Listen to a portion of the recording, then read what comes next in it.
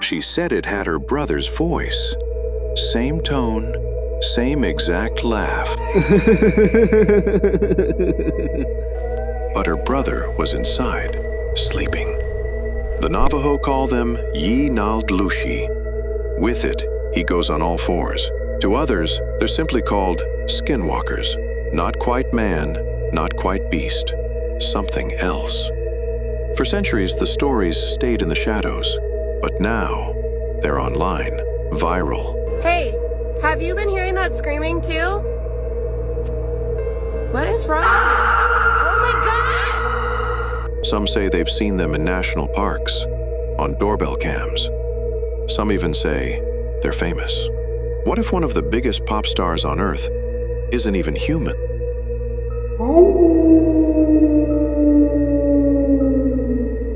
A lot of people uttering the word skinwalker. Fuck it, that's a skinwalker, dude. It's downright creepy. A picture of an unexplained being lurking on the side of a road. It's a skinwalker!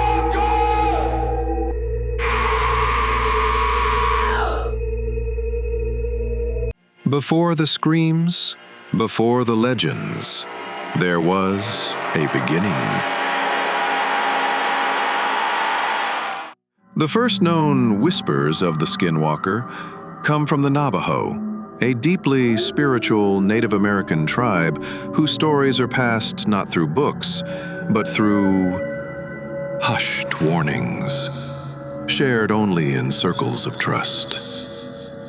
According to Navajo lore, the Skinwalker, or Yi-nal-dlushi, meaning with it he goes on all fours, was once a medicine man, a healer, a guide.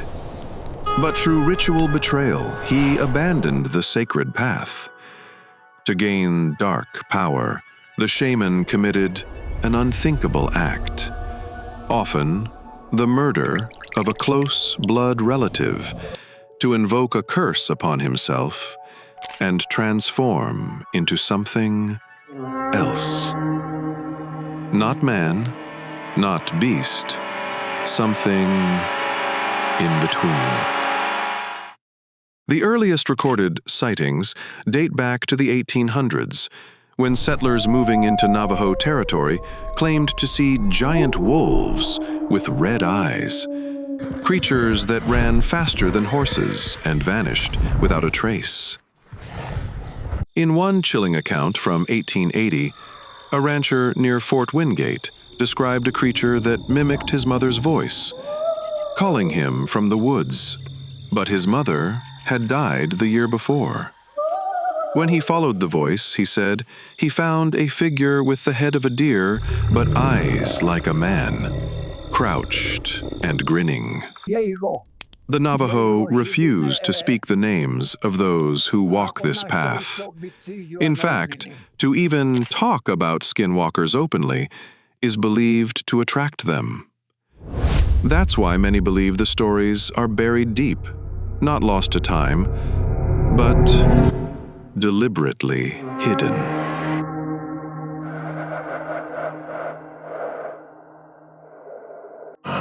The stories say skinwalkers can take the form of animals, but that's just the beginning. They take any type of form.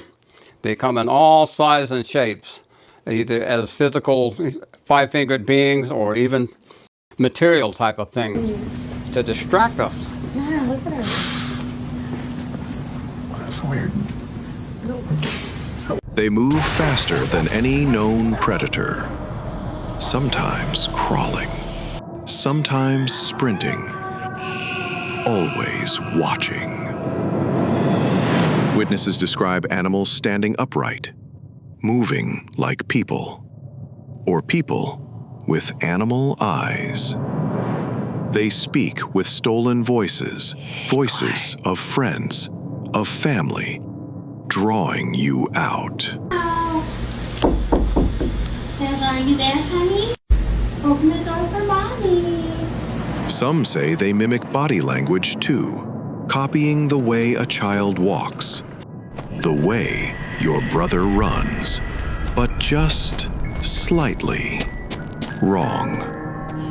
Some say they control creatures, owls that don't blink, coyotes that don't run. Others claim they bring sickness. If you are weak in a spiritual way, or an emotional way, or in a mental way, when those are combined, they can attack you. And it is that what they can inflict upon you is actually physical illnesses, and that can deteriorate your body to where it's almost nothing. They leave marks, symbols, cursed objects on porches. They may knock 3 times. Never open the door on the 3rd. They can't come in unless you invite them. But once you lock eyes, they'll never stop following. And if you speak their name, they might already be listening.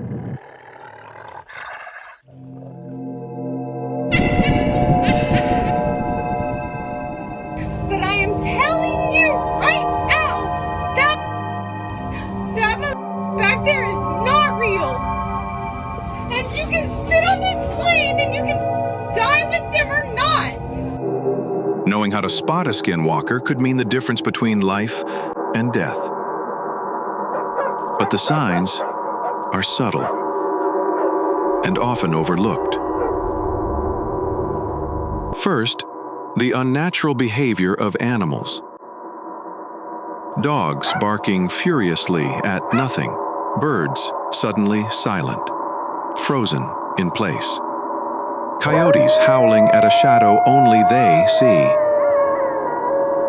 Then, the knocking. Always 3 times. Legend says, never answer on the 3rd knock. To do so is to invite the darkness in. Their eyes betray them. Eyes that glow faintly red or yellow in the dark. Eyes that reflect no light at all. Eyes that don't blink. If your reflection hesitates or moves differently, if your voice sounds wrong when you speak, take heed. And beware the voice that calls you by name in the dead of night. Open the fucking door! Especially if it sounds like someone you trust. Above all, protect your loved ones from the lure. For once a skinwalker has your trust, it's almost impossible to break free.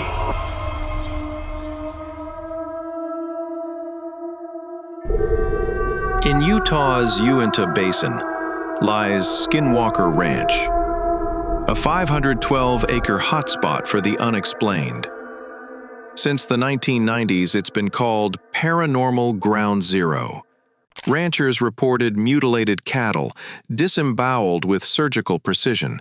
Strange creatures, part wolf, part something else, were seen alongside UFOs and glowing portals. The government funded secret investigations in the 2000s, with thermal cameras capturing shapes that vanished. One journal entry from a researcher read, "It watched us and we felt it." Even skeptics can't explain the anomalies. Is this proof skinwalkers are real? Or something even stranger? Holy cow. There's something right outside the aircraft. You're kidding. No, I am not kidding. To outsiders, it's just 512 acres of isolated desert. But to the local Navajo and Ute tribes, it's a cursed land. The story begins centuries ago, when a violent conflict erupted between the Navajo and Ute people. According to Navajo legend, the Ute allied with white settlers, capturing and selling Navajo into slavery. In retaliation, Navajo spiritual leaders placed a powerful curse on the land, a curse that summoned skinwalkers to haunt it forever. Over the decades, the ranch became a hotspot for strange and terrifying phenomena. Glowing orbs that defy physics, mutilated cattle with surgical precision, and mysterious creatures watching from the shadows. But it wasn't until the late 20th century, when rancher Terry Sherman bought the property, that the legend of Skinwalker Ranch exploded into public consciousness. Sherman and his family reported weeks of inexplicable terror. Giant wolf-like beasts immune to bullets, doors slamming on their own, and an overwhelming feeling of being hunted. When they finally fled in fear, billionaire Robert Bigelow, founder of the National Institute for Discovery Science, bought the property, determined to study the phenomenon. What he and his team claimed to witness only deepened the mystery. It does go into a cone. It is a cone. Wow. I mean, that is insane. You're inside it. We're all inside it. The ranch has attracted scientists, paranormal investigators, and thrill seekers, all drawn by the promise of answers, but leaving with more questions than they came with. From unexplained electromagnetic disturbances to terrifying encounters with invisible forces, Skinwalker Ranch has earned its reputation as the paranormal ground zero, a place where the veil between reality and nightmare grows thin. For the Ute tribe and other indigenous peoples of this region, these lands carry deep spiritual significance and a warning. The Skinwalker is not just legend here. It is a presence felt in the very soil, a dark force older than any recorded history. Whether myth or malevolent reality, Skinwalker Ranch remains a chilling reminder that some places on Earth are forever marked by darkness.